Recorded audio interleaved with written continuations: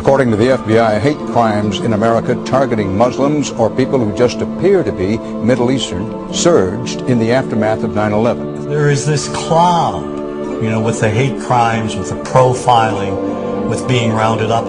Again, I think this illustrates the power of film, that in spite of the reality, in spite of the material that we know to be true, we still embrace the mythology. The mythology is still a part of our psyches. Stereotypes take a long time to wither away.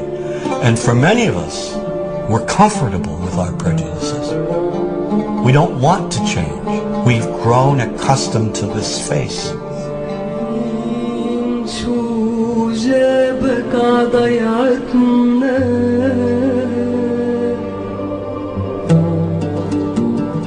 When we think of Arabs, what do we see? What images come to mind? Do we see actual people? People who, despite real cultural or geographical differences, do pretty much the same things that we do. When we think of Arab women, what images come to mind? Do we see women who laugh and play and who adore their children? Women who work in the home as well as outside?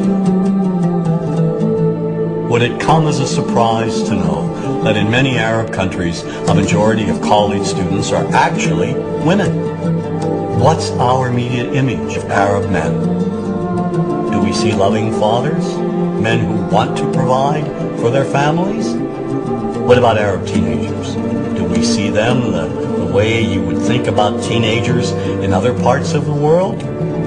Then there's religion in the Arab world. Do we see it as all-encompassing, dominating everything else? Do we know that even though faith plays a huge role in the Arab world, just as it does here in the United States, that it's also true that much of the Arab world is quite secular? When we think of Arabs and religion, does Christianity come to mind? Do we remember that there are over 20 million Christians in the region who have lived side by side in harmony with Muslims for centuries? To their credit, some filmmakers have shown Arabs and American Arabs in all their complexities. An excellent way to shatter a stereotype is through laughter, through comedy. So we have comedians. Comedians have done this historically. Black comedians, Jewish comedians. So we see Arab comedians doing this, and this is one way to release the tension. Here's on a credit card, true story. Guy behind the counter picked up my credit card, sees the olive part, looks at me all weird. He's like, hey buddy, what kind of name is, that?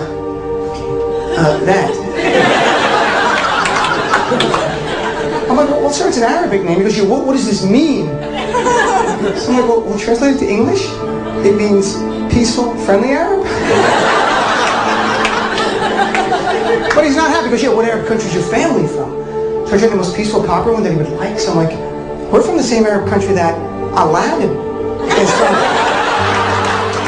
To his credit, Michael Moore in Fahrenheit 9/11 in the DVD includes a scene with this comedy coming out. My name really is Ahmed, and I can't fly anywhere. All you white people have it easy. You guys get to the airport like an hour, 2 hours before your flight. It takes me a month and a half.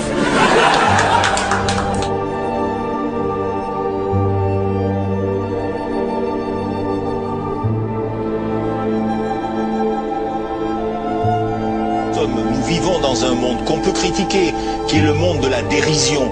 Vous le savez bien, et dans les médias, je dirais le monde de la dérision, on se moque de tout. Le fait que ça se fasse me satisfait. Parce que ça veut dire que nous avons, qu'on est libre. Peu à peu... Il faut qu'on soit beaucoup plus sage que ça, qu'on rentre pas dans ces provocations. Et c'est pour ça que... C'est l'autocensure, ça, Jamel. Tu comprends ce que je veux dire? Si on commence à pas faire de dessin pour pas choquer les musulmans... Non, si on fait...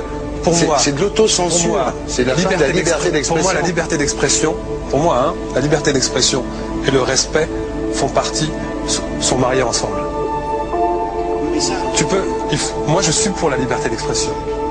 Mais si je vais blesser une personne, pourquoi blesser la personne? Non, mais si moi j'ai envie de faire une caricature sur Mahomet ou sur un rabbin ou sur Jésus-Christ, il faut que j'ai le droit de le faire. Tu comprends? C'est ça la France. Quand tu sais que tu vas blesser 10 millions de personnes, pourquoi tu vas les blesser?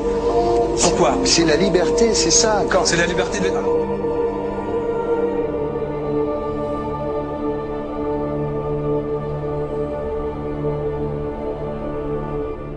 Non, mais tout seul. vous pensez pas que c'était à vous de vous excuser, non? En disant le sketch n'était pas très drôle, je suis désolé si j'ai blessé des gens, voilà, excusez-moi, voilà, c'est une connerie, c'est mon travail. Mais vous referiez pas le même sketch quand même? Mais le spectacle que je fais reprend en grande partie les lignes de ce sketch. Mais il y a un truc que je comprends pas sur cette affaire, c'est qu'à aucun moment vous avez senti le besoin de vous excuser et que vous en avez rajouté. C'est tellement surprenant, c'est tellement inadmissible que j'en suis choqué. Voilà. Dans un pays où on peut parler, on peut s'exprimer. Et là, pourquoi tout d'un coup sur un sujet on ne pourrait pas s'exprimer sur ce bah, vous savez bien pourquoi on ne peut pas s'exprimer. Pourquoi? Parce que dans ce pays, on a envoyé pendant la guerre des juifs dans des chambres à gaz et que ça crée un petit problème quand même. Vous voyez ce que je veux dire? Dans ce pays, on a envoyé pendant 400 ans des centaines de millions de Noirs. Il y a eu 400 ans d'esclavage et pourtant ça n'a pas empêché Michel Leb de faire un sketch qui m'a fait marrer. Où il faisait un Noir et à la fin il faisait un singe et en parlant des narines, en parlant des lunettes. En tout cas, lui, il n'a pas été interdit d'exercer son travail. Il a même eu la Légion d'honneur. Quelqu'un qui a toute sa famille qui a été exterminée dans un camp de concentration et qui voit quelqu'un à la télé qui dit Israël, vous vous rendez compte? Je sais pas. Mais on peut pas. Il y a des moments où même si on connaît les gens, même si on les a invités, on leur... Et c'est pour ça que... C'est l'autocensure, ça, Jamel. Tu comprends ce que je veux dire? Si on commence à pas faire de dessin pour pas choquer les musulmans... Non, si on fait...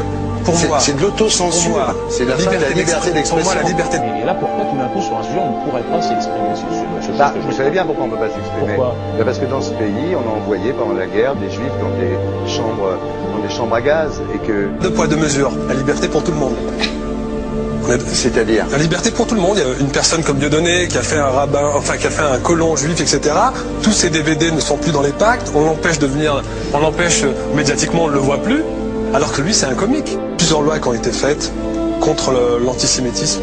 Et moi, je fais un appel aujourd'hui de faire une loi contre l'islamophobie.